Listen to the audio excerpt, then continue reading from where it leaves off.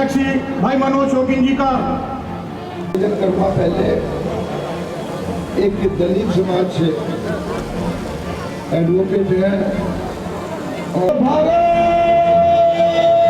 माता की। हमने दिल्ली के तस्वीर को बदलने के लिए इलेक्ट्रिक बसेस लाई।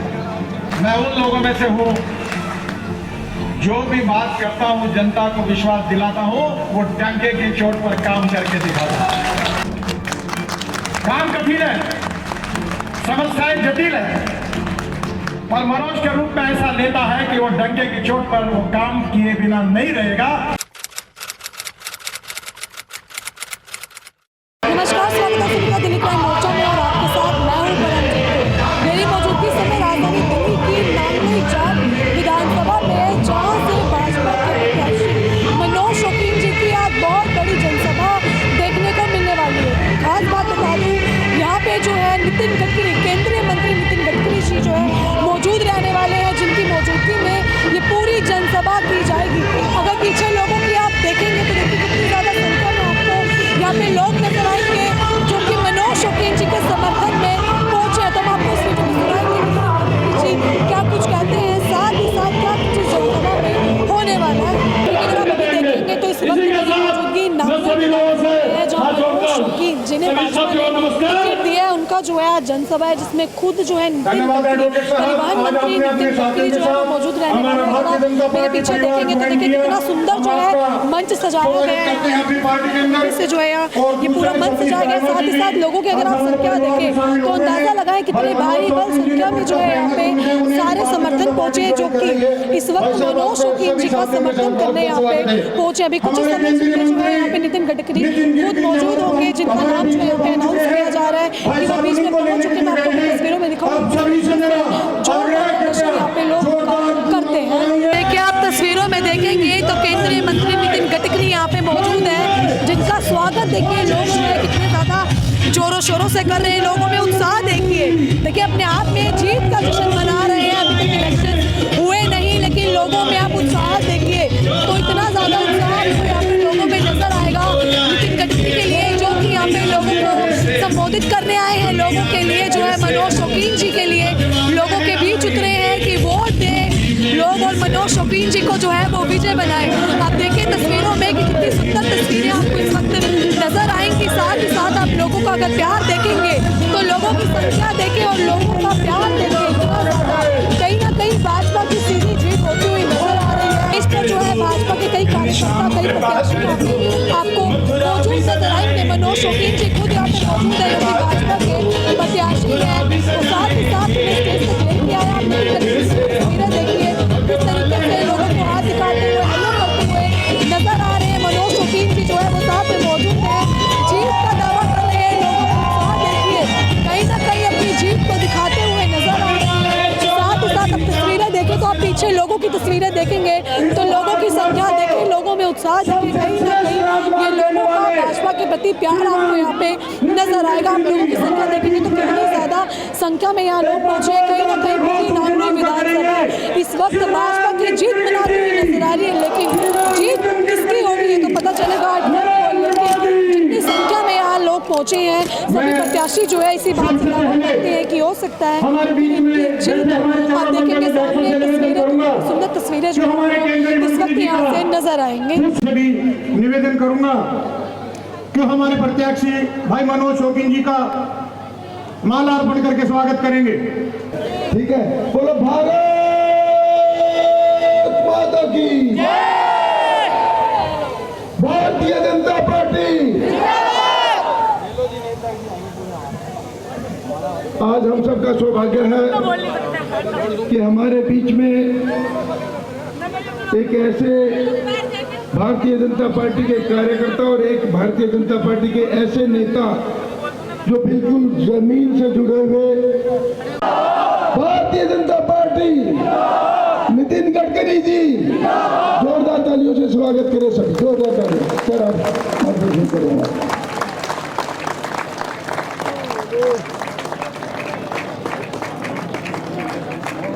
एयर पोल्यूशन में अगर पहला नंबर किसी शहर का है तो वो दिल्ली का है। आप आपको याद होगा कि सुप्रीम कोर्ट में भी मामला चला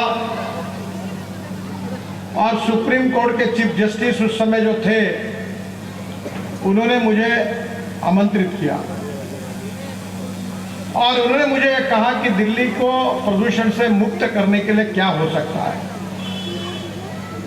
एक एक्शन प्लान हमने बनाया और मुझे बहुत खुशी है कि दिल्ली में जो प्रदूषण होता है एयर पोल्यूशन, उसमें 40% जो प्रदूषण है वो पेट्रोल, डीजल और फॉसिल फ्यूल को चलाने के कारण होता है।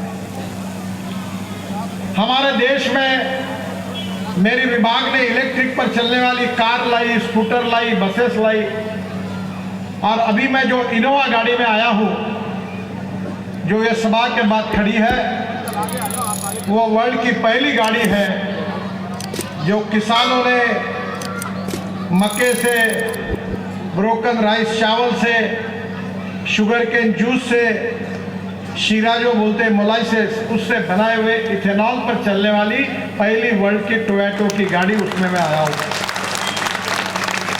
जिसका प्रदूषण 0 है। हमने दिल्ली के तस्वीर को बदलने के लिए इलेक्ट्रिक बसेस लाई। दिल्ली बदल सकती है और उसके साथ साथ दिल्ली की सबसे बड़ी समस्या थी जो ट्रैफिक जाम की थी, जिसके कारण प्रदूषण होता था। मेरे विभाग की ओर से 2014 में मोदी जी के नेतृत्व में हमारी सरकार आई तो केवल मेरे विभाग ने 65,000 करोड़ रुपए के काम हाथ में लिए और इस 10 साल में मुझे बताते हुए खुशी हो रही है कि 35,000 करोड़ रुपए के काम हमने पूरे भी करे हैं। और आने वाले जो हमारा अगला साल है, जनवरी का अभी जो चालू है, ये दिसंबर होने तक हम लोग ये 35,000 करोड़ के काम पूरे करेंगे। ये पूरे कामों की यादी मैं आपके सामने मनोज जी को देकर जा रहा हूं, कोई झूठी बात नहीं कर रहा हूं। मैं उन लोगों में से हूं जो भी बात करता हूं, जनता को विश्वास दिलाता हूं, वो डंके की चोट पर काम करके दिखाता हूं।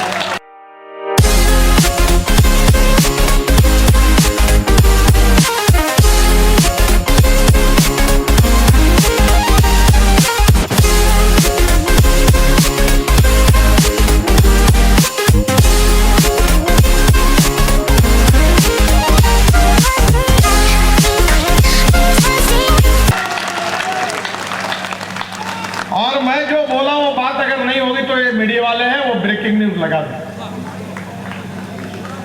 और इतना ही नहीं तो 65,000 करोड़ के अलावा आने वाले 4 महीने में पीछे भी दिखाओ, मैं और दिल्ली के एनसीआर में 35,000 करोड़ के नए काम शुरू कर रहा हूं, यानी 1 लाख करोड़ के काम आने वाले 3-3.5 साल में दिल्ली में पूरे होंगे। इसका फायदा आप सबको मिलेगा, इसका मैं वचन देता हूं। सबसे पहले मैं जब मंत्री बना तो दिल्ली के रिंग रोड की समस्या थी। उत्तर प्रदेश, हरियाणा, दिल्ली इनमें झगड़ा था। लैंड एक्विजिशन के लिए कोई पैसे नहीं दे रहे थे। तब भूरेलाल एक अधिकारी थे, सरकारी अधिकारी की, उनके अध्यक्षता में एक कमेटी अपॉइंट की गई थी सुप्रीम कोर्ट ने। मैंने निर्णय किया कि ये काम छोड़िए, राज्य सरकार पैसा देगी या नहीं देगी, भारत सरकार करेगी और पूरा पेरिफेरियल रोड जो हरियाणा, उत्तर प्रदेश और दिल्ली, इन तीनों राज्यों के अंदर से जाकर कवर करता है, वो पेरिफेरियल रोड का काम हमने पूरा किया 12,000 करोड़ रुपए। अब पंजाब से राजस्थान जाने वाला ट्रैफिक दिल्ली नहीं आता। मैं दिल्ली आया था तो एक धौला कुआं करके जगह है, मैं एयरपोर्ट से आता था, हर बार फंसता था। खूब ट्रक बसेस रहती थी। और धौला कुआं को भी हमने सुधार दिया, अब वहां कोई ट्रैफिक जाम नहीं होता। 12,000 करोड़ रुपए का पेरिफेरियल रोड हमने पूरा किया और दिल्ली में हमने 6 ग्रीनफील्ड नए हाईवे भी हमने बनाने का निर्णय किया। आपको मैं बताना चाहता हूं, मेरे गाड़ी में एक पत्रकार थे, मैंने उनको पूछा आप कहां से हैं? तो उन्होंने कहा मैं मेरठ से हूं। अक्षरधाम से हमने मेरठ के लिए 16 लेन का रोड बनाया है। मेरठ से दिल्ली आने के लिए 4.5 घंटे लगते थे, अब दिल्ली से मेरठ केवल 45 मिनट में होता है और लोगों को राहत मिली है। 16 लेन का रोड है, 16 लेन। मैं आपसे नम्रतापूर्वक आह्वान करता हूं कि आप दुनिया के किसी भी देश में जाइए, क्या आपने कहीं 16 लेन का रोड देखा है? ये दिल्ली में पहली बार हमारी सरकार ने बनाया। इतना ही नहीं, तो अक्षरधाम से हम 28,000 करोड़ रुपए खर्चा करके दिल्ली से देहरादून के लिए नया रोड, बागपत से सहारनपुर उधर जाकर एक नया रोड बना रहे। और मैं आपको वचन देता हूं कि इसी साल दिसंबर के पहले आप दिल्ली से देहरादून केवल 2 घंटे में पहुंचोगे, ये वचन देता हूं। 2 घंटे में। हरिद्वार में 1.5 घंटे में। थोड़ा आपको लगेगा ये कैसी बात कह रहे हैं। आप में से बहुत से लोग मुंबई में आए होंगे। मुंबई में मैं जब वहां मंत्री था 95-2000 में, तो मैंने मुंबई और पुणे के बीच में एक्सप्रेस हाईवे बनाया। मुंबई में 55 उड्डान पुल बनाए। आज जो टीवी पर देखते हैं समुद्र में बना हुआ वर्ली बांद्रा, वो भी ब्रिज बनाने का सौभाग्य मुझे मिला। तब जब मैंने कहा कि पुणे से मुंबई 9 घंटे लगते थे, ये 2 घंटे में होगा, तो अखबार वालों ने एडिटोरियल लिखा कि ये क्या बात कर रहे हैं। और आज आप जाइए पुणे से मुंबई, केवल 1.25-2 घंटे में पूरा होता है। लोग कब निकलते और कब पहुंचते पता नहीं चलता। दिल्ली से देहरादून 2 घंटे में हो जाएगा। इतना ही नहीं, तो दिल्ली से कटरा हमने हाईवे बनाया। अब दिल्ली से अमृतसर 4 घंटे में, कटरा 6 घंटे में, और 8 घंटे में आप श्रीनगर पहुंच जाएंगे। ये मैं वचन आपको देता हूं। इतना ही नहीं, तो हम बचपन में भाषण देते थे, कश्मीर से कन्याकुमारी तक, आसे टू हिमाचल, बहुत बार सुनते थे। मुझे पता नहीं था कि ये जिम्मेदारी मेरे ऊपर आएगी। आप हिमाचल प्रदेश के मनाली से निकलिए, रोहतांग पास जाने के लिए 3.5 घंटे लगते थे। अब वहां हमने अटल टनल बनाया है। 3.5 घंटे के बजाय आप 8 मिनट में बाहर निकल जाते हैं। 8 मिनट। वहां से निकलने के बाद लद्दाख और लेह के बीच में हमने 8 टनल का काम शुरू किया है, रोड का काम शुरू किया है। और लद्दाख और लेह के बाद हम कारगिल के नीचे, जहां से बाबा अमरनाथ का दर्शन होता है, वहां पहुंचते झोजिला टनल 5 बार टेंडर निकल चुका। 12,000 करोड़ रुपए उसकी कीमत थी, और वो काम अब 75% पूरा हुआ है। आशिया की सबसे बड़ी टनल है, -4 डिग्री अभी टेम्परेचर है वहां, और वो टनल 12,000 करोड़ की हमने केवल 6,200 करोड़ रुपए में बनाई है। 5,000 करोड़ रुपए बचा। उस टनल से बाहर निकलने के बाद झेड़मोड़ टनल आती है, जिसका प्रधानमंत्री जी ने उद्घाटन किया।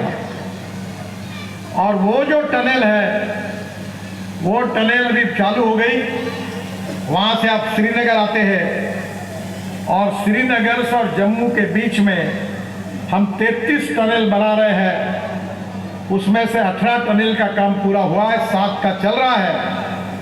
और आने वाले समय में ये 33 टनल जब पूरी हो जाएगी, तो जम्मू से श्रीनगर केवल 3 घंटे में होगा। अभी 4 घंटे लग रहे हैं। और यहाँ जम्मू आने के पहले कटरा से दिल्ली कटरा हाईवे को लग जाएंगे। अब जाइए, सब काम जोरों में शुरू है। तो कटरा से अमृतसर होकर आप दिल्ली आएंगे। और आपको, मुझे जरा दिल्ली का एरिया ज्यादा मालूम नहीं है, UR2 हमने बनाया, यही जाता होगा पीछे में। तो आप ये पंजाब हरियाणा से, हिमाचल उत्तराखंड से जिन लोगों को एयरपोर्ट जाना होगा, वो पानीपत के बाद वो दिल्ली का जो रिंग रोड है वहां से सीधा दिल्ली के अंदर घुसकर धौला कुआं से एयरपोर्ट आते हैं। उनको 3-3.5 घंटे पानीपत से लगते थे। मैं आपको बताना चाहता हूं कि आज से 3 महीने के अंदर उसका उद्घाटन, अभी आधा हो गया, आधा हो जाएगा, और पानीपत से एयरपोर्ट के अंदर आप आधा घंटे के अंदर पहुंच जाएंगे। ये मैं वचन आपको देता हूं। ये जो UR2 बना है, ये हमारा रोड नहीं था। उस समय हमारे ही लोगों के आग्रह पर DDA बनाने वाली थी, अतिक्रमण था, उसमें बहुत अड़चनें आई। ये पूरा रोड लगभग बन चुका है। अब ये रोड से आप द्वारका एक्सप्रेस हाईवे जाओगे और वहां से जो शिव मूर्ति है, वहां पहली बार ये जो आपका रोड जितना है ना, जिसकी रुंदी जितनी विड्थ है, उससे 2.5 गुना बड़ा जमीन के अंदर हमने एक आर्टिफिशियल टनल बनाई है, खोदा है और जमीन के अंदर रोड किया है। और शिव मूर्ति से डायरेक्ट निकलोगे तो डायरेक्ट एयरपोर्ट में T2 पे पहुंच जाओगे। वो जो हवाई जहाज उतरता है उसके अंदर से नीचे से जाएगा। और मैं आपको बता, द्वारका एक्सप्रेस हाईवे बन गया, आधा उद्घाटन किया है प्रधानमंत्री ने। यह हाईवे से डायरेक्ट दिल्ली मुंबई हाईवे को जुड़ेंगे और दिल्ली से मुंबई केवल 12 घंटे में आप पहुंच जाओगे। इस साल दिसंबर के अंदर दिल्ली से मुंबई 12 घंटे में पहुंचेंगे। और दिल्ली से जब सूरत तक आप जाओगे तो दिल्ली से चेन्नई, मद्रास, हमने नया हाईवे बनाया है चेन्नई से सूरत से, सूरत से नासिक, नासिक से अहमदनगर, अहमदनगर से सोलापुर, सोलापुर से कर्नूल, कर्नूल से चेन्नई, बेंगलोर, मैसूर, हैदराबाद, कोचीन, त्रिवेंद्रम, कन्याकुमारी। पूरा मुंबई पुणे जाने की जरूरत नहीं, सोलापुर और कोल्हापुर जाने की जरूरत नहीं, सूरत से डायरेक्ट चेन्नई और कन्याकुमारी आप दिल्ली से जाओगे, 320 किलोमीटर डिस्टेंस कम होगा। ये देश बदल रहा है और ये देश जो बदल रहा है इसका श्रेय मुझे नहीं है, इसका श्रेय मोदी जी को भी नहीं है, इसका श्रेय सही अर्थ में किसी को है तो मेरे सामने बैठी हुई दिल्ली की जनता को है, क्योंकि आपके कारण, आपने हमको चुनकर दिया, जिसके कारण हम ये कर सके। ये UR2 के पहले 8,000 करोड़ 76 किलोमीटर का रोड है, अभी 2 महीने में शुरू करेंगे। मुकरबा चौक से सिंधु बॉर्डर होकर इंदिरा गांधी एयरपोर्ट का सफर जो है वो 25 मिनट में हो जाएगा। बहादुरगढ़ बाईपास से जोड़ने के लिए 7 किलोमीटर का स्पर बनाया जा रहा है। बकोली, कराला, कंजावाला, नांगलोई, नजफगढ़ के स्थानिक नागरिकों को बवाना औद्योगिक क्षेत्र और हरवेली के लोगों को सीधा फायदा मिलेगा। अब KMP होकर दिल्ली कटरा एक्सप्रेसवे की कनेक्टिविटी होगी। और सबसे बड़ी बात अगर हमने की है तो दिल्ली में 4 बड़े बड़े माउंटेन बने हैं, वो कचरे के हैं। और ये जो कचरे के माउंटेन है उसमें से हमने 20 लाख टन कचरा सेग्रीगेट करके ये UR2 के अंदर डाल दिया है और दिल्ली को कचरे से मुक्ति दिलाने का हमने संकल्प किया है। द्वारका एक्सप्रेस हाईवे 9,000 करोड़ का, UR2 10,000 करोड़ का। और इसके साथ साथ विशेष रूप से ये गुड़गांव, धौला कुआं और वसंत कुंज के लिए हम और एक टनल बना रहे हैं जो निश्चित रूप से आगे आपको झेवर एयरपोर्ट तक लेके जाएगी। 22,000 करोड़ का दिल्ली देहरादून का रास्ता बन गया है। और मैंने अभी आपको बताया कि ये रास्ते से आप 2 घंटे में देहरादून और 1.5 घंटे में आप हरिद्वार पहुंच जाओगे। अपकमिंग प्रोजेक्ट में UR2 Delhi Dehradun express way तक की कनेक्टिविटी, ये जो आपका GT रोड है उसको दिल्ली से देहरादून एक्सप्रेस हाईवे को इसकी कनेक्टिविटी मिलेगी और दिल्ली के आउटर रिंग रोड का भी बाईपास बनेगा। और देहरादून के वाहनों के लिए UR2 और द्वारका एक्सप्रेसवे से देहरादून वाले लोगों को, हरिद्वार के लोगों को डायरेक्ट UR2 से एयरपोर्ट जाने का मिलेगा। दिल्ली के बीच में जाने की जरूरत नहीं पड़ेगी, जिससे दिल्ली का प्रश्न छूट जाएगा। दिल्ली देहरादून एक्सप्रेसवे से नोएडा तक की कनेक्टिविटी पुर्निका सिटी गाजियाबाद से आरंभ होकर पूर्वी दिल्ली में बाईपास के रूप में काम करेगी। उत्तर पश्चिम दिल्ली, दक्षिण पश्चिम दिल्ली, गाजियाबाद, फरीदाबाद को नोएडा से जोड़ेंगे और UR2 दिल्ली कटरा एक्सप्रेसवे तक की कनेक्टिविटी हो जाएगी। और शिव मूर्ति से नेल्सन मंडेला मार्ग बसंत कुछ तक एक टनल बना रहे हैं। वो जो गुड़गांव का रोड है ना, जहाँ बहुत ट्रैफिक होता है, वो जमीन के अंदर से टनल बनेगी, तो आगे भी आप उधर जा सकेंगे। मुझे खुशी है कि DND में दिल्ली मुंबई एक्सप्रेसवे की कनेक्टिविटी के लिए 7,000 करोड़ का रोड का काम जोरों में शुरू है। जैतपुर कुश्ता रोड में सोना तक 51 किलोमीटर काम पूरा हुआ है और DND महारानी बाग कालिंदी कुंज होकर जैतपुर तक का काम भी मार्च तक पूरा हो जाएगा इसी साल। और ओखला पक्षी उद्यान में 6.8 किलोमीटर का एलिवेटेड रोड बन रहा है और फरीदाबाद के घनी आबादी वाले क्षेत्र में 6 किलोमीटर एलिवेटेड रोड कालिंदी कुंज, ओखला, मीठापुर, बदरपुर होकर सीधे फरीदाबाद की कनेक्टिविटी होगी, जिससे उस साइड का पूरा ट्रैफिक जाम से मुक्ति मिलेगी। मैं आपको विश्वास दिलाना चाहता हूं कि दिल्ली में हम ग्रीनफील्ड कॉरिडोर भी बना रहे हैं। Delhi Katra express highway, Delhi Mumbai express highway 1 lakh crore का है और इसके साथ साथ दिल्ली की समस्या पानी की समस्या थी। जिस नालों की बात अभी मनोज जी कर रहे थे, मैंने यमुना के लिए शुद्ध करने के लिए गंगा एक्शन प्लान में मैं वाटर रिसोर्सेज मंत्री था, मैंने दिल्ली की सरकार को 6,000 करोड़ रुपए दिए। एक हमारी जापानी एजेंसी है जायका, उनके साथ भी एक प्रोजेक्ट मंजूर करके दिया। दिल्ली में 360 करोड़ लीटर सीवेज उत्पन्न होता है और मेरे कार्यकाल में 1632 करोड़ की लागत से 1288 MLD दूषित जल शोधन वाले 4 STP का काम आरंभ करा गया था। 665 करोड़ की लागत से 564 MLD क्षमता वाला ओखला में देश का सबसे बड़ा STP का काम दिसंबर 2024 में पूरा होना था, पर लेकिन राज्य सरकार अपने हिस्सों की 15% धनराशि नहीं दी, जिसके कारण यह काम अटका हुआ है। मैंने कहा ये फुकट में ये बांटते हो, इसके बजाय ये करो, दिल्ली को जल प्रदूषण से मुक्ति मिलेगी। पिछले 10 वर्षों में STP बनवाए ना, पुराने STP की मरम्मत की गई।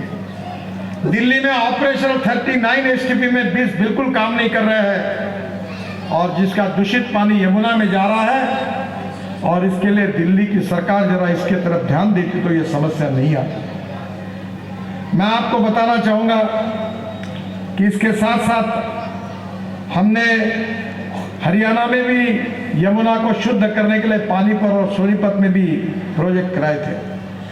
सबसे महत्वपूर्ण बात यह है कि दिल्ली में पानी की समस्या थी।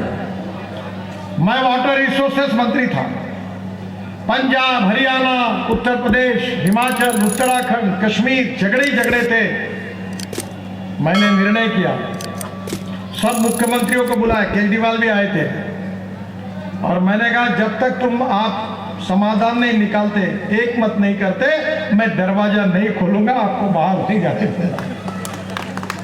मैंने करीब 23 झगड़ों में से 17 झगड़े मिटाए और जिसके कारण लखवाड़ बहुउद्देश्य परियोजना, रेणुका बांध परियोजना, किशाऊ बांध परियोजना जो भारत सरकार की ओर से मैंने इनिशिएटिव लिया, और 22,000 करोड़ रुपए की ये 3 योजना यमुना के लिए हमने मंजूर की, जिसका काम शुरू हुआ है और जिसके 3 परियोजना के दिल्ली को 13,000 करोड़ लीटर यानी 130 MCM शुद्ध पीने का पानी मिलेगा और 2080 तक दिल्ली में कोई पानी की समस्या नहीं रहेगी। ये भी काम हमने करके रखा है। दिल्ली को जल प्रदूषण से मुक्ति करना है, दिल्ली को वायु प्रदूषण से मुक्ति देनी है। एक ने लेख लिखा है कि दिल्ली के लोगों की जिंदगी ये जो हवा में प्रदूषण है, इसके कारण 10 साल की आयु उनकी कम हो रही है। क्या दिल्ली के जनता की आयु इस प्रकार से कम होना उचित है?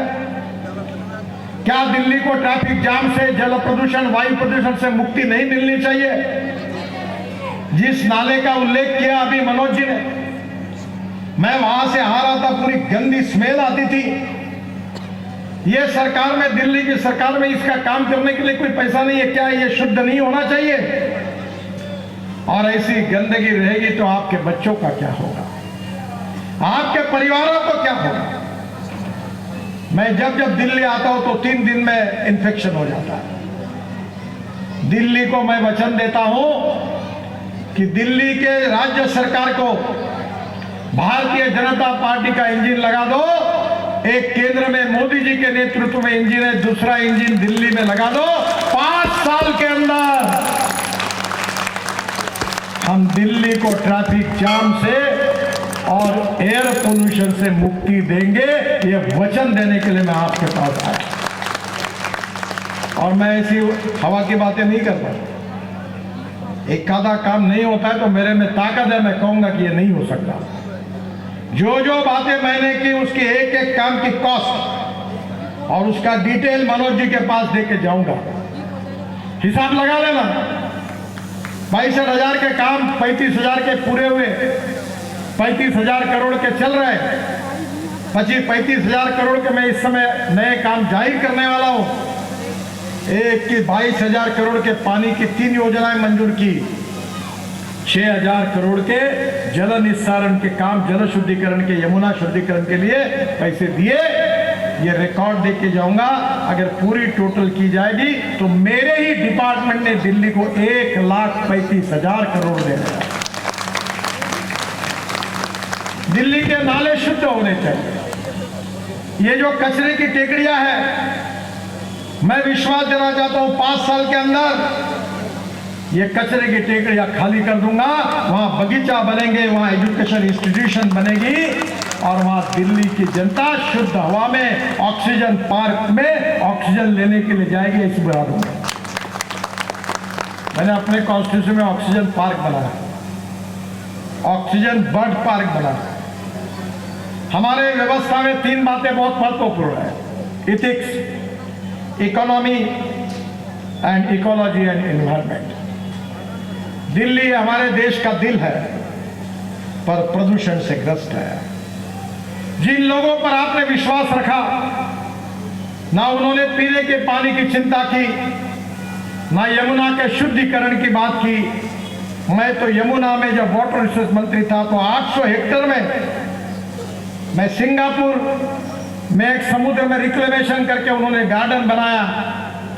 वैसा एक बायो बॉटनिकल गार्डन यहाँ बनाने का प्लान मैंने तैयार किया था। दिल्ली के एलजी के साथ 4 बार मैंने मीटिंग की थी, क्योंकि दिल्ली की जनता को ऑक्सीजन मिले। मैंने निर्णय किया था कि इस देश में पानी पे उतरने वाला हवाई जहाज मैंने लाया। मैं खुद मुंबई के समुद्र में हवाई जहाज में उतरा। जो हवाई जहाज एयर स्ट्रिप पे भी उतरता था, पानी पे भी उतरता था। बाद में मोदी जी उसी हवाई जहाज में बैठकर गुजरात में हमारे वहाँ की जो नदी है वहाँ से उड़कर सरदार सरोवर तक गए थे। मेरी कल्पना थी कि यमुना को अच्छा बनाएंगे, यमुना में पानी में हवाई जहाज उतरेगा। दिल्ली के लोग 13 मिनट में आगरा के पीछे यमुना में उतरेंगे हवाई जहाज से, 2 घंटे में ताजमहल देखेंगे और 15 मिनट में दिल्ली वापस आ जाएंगे। ये योजना मैंने बनाई थी। वो डिपार्टमेंट अब मेरे पास नहीं है, पर मेरा ट्रैक रिकॉर्ड जांच लेना। मैं 40-45 साल से राजनीति में हूं। मैं जो बोलता हूं वो 100% डंके की चोट पर पूरा करके दिखाता हूं।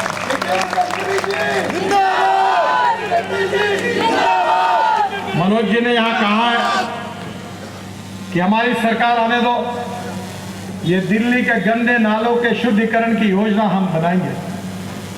मेरे पास सेंट्रल रोड फंड में 1300 करोड़ रुपए पड़े हैं, और ये मैं आपको एक बात का वचन देना चाहता हूं कि सेंट्रल रोड फंड से मैं ये जो आपका नाला है इसके शुद्धिकरण के लिए निश्चित रूप से इसको बांधने के लिए मेरे यहाँ से पैसे दूंगा। क्या इसके बोल रहे एलिवेटेड रोड बनाओ, इसका मैं अभी प्रॉमिस नहीं देता क्योंकि वो नेशनल हाईवे नहीं है और सीआरएफ में वो रोड का पैसा कितना लगेगा मुझे मालूम नहीं, उसमें मर्यादा लगेगा, पर मैं कोशिश करूंगा। पर ये नाले को शुद्ध करने के लिए 300-400 करोड़ लगेंगे, मैं आपको दूंगा सीआरएफ। आप कुछ मत करिए,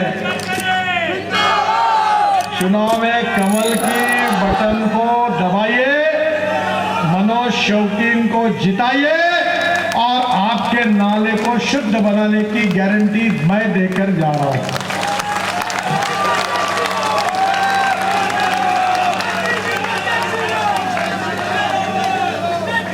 बहनों और भाइयों, ये चुनाव मनोज शौकीन या केजरीवाल के भविष्य का फैसला करने वाला चुनाव नहीं है। यह चुनाव भारतीय जनता पार्टी, आम आदमी पार्टी और कांग्रेस पार्टी के भी भविष्य का फैसला करने वाला चुनाव नहीं है। ये चुनाव सही अर्थ में है तो दिल्ली की झुकी झोपड़ी में रहने वाली जो गरीब जनता है, गांव गरीब मजदूर किसान, उनके भविष्य का फैसला करने वाला चुनाव।